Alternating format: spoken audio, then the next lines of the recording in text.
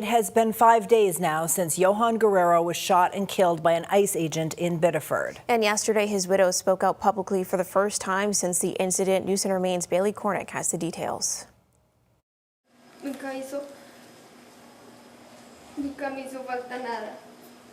will never have the words to express what a marvelous, loving man God gave me. Carolina Rojas Alvarez, the partner of the man shot and killed by ICE, spoke publicly for the first time since the incident in Biddeford. But the dream he held closest was becoming a dad. From the moment he held her in his arms and held her tiny hand, he never let her go. She described the kind of partner Johann Sebastian was to her and father to their 3-year-old daughter, Dulce. He always said, that little girl will never lack for anything.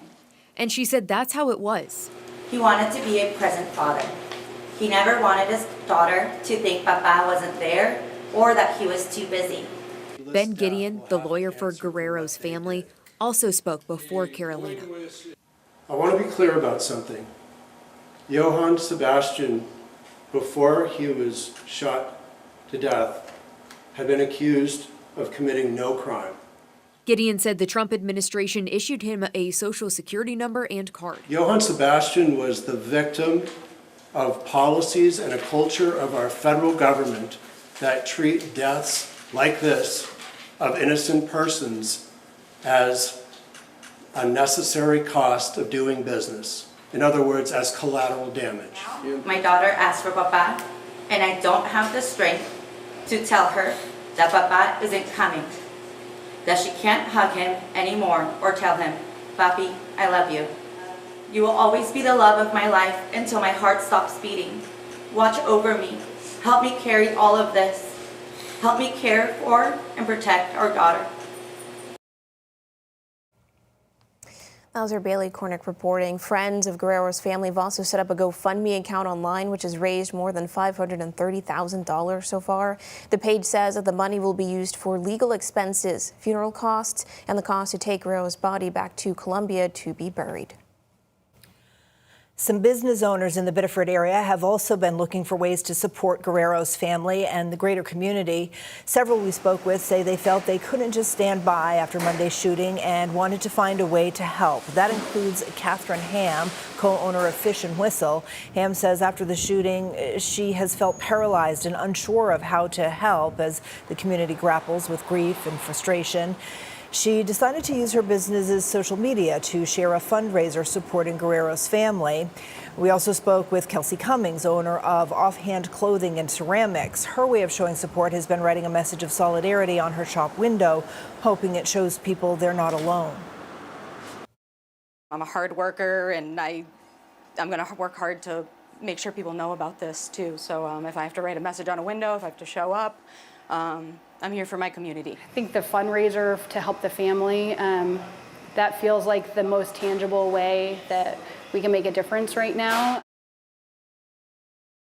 The Southeast Asian restaurant Bidoban is also donating 10% of sales this week to support efforts to help relocate Guerrero's family.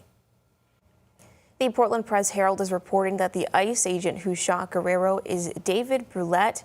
According to an article published yesterday, Brulette's ex-wife Ashley told the paper in a phone interview that he called her and admitted to the shooting. The article also says Brulette has held other law enforcement positions in the past. Now we are working to independently confirm this information. Meanwhile, Senator Susan Collins is responding to a letter sent by Governor Mills to Maine's congressional delegation calling for several specific reforms to ICE. Those include prohibiting ICE agents from wearing masks and requiring them to wear body cameras, as well as requiring them to identify themselves by voice and appearance. Mills is also calling for training reform, a requirement for valid court warrants, and for abuses of power to be pursued for civil and criminal liability. She says these reforms are not negotiable.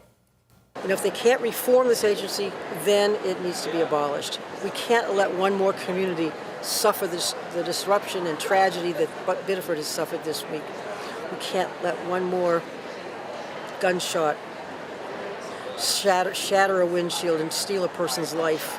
This has to stop. In response, Senator Collins wrote a letter yesterday saying that the Department of Homeland Security funding bill proposed by the White House in the spring included a number of accountability and transparency measures, but that congressional Democrats rejected them. Collins says that over the 8-week government shutdown that followed, the White House offered reform measures similar to those that Mills outlined. Democrats said the measures were not sufficient to rein in ICE after 2 Americans were killed by agents in Minneapolis.